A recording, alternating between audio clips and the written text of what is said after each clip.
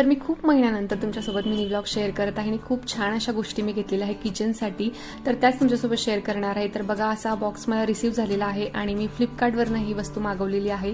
तर मी किचनसाठी एक रॅक मागवलेला आहे जे की स्टीलचं आहे आणि काउंटर टॉपवरती ठेवण्यासाठी मी मागवलेलं आहे आणि हे एल शेपमध्ये आहे आणि क्वालिटी खूप चांगली आहे।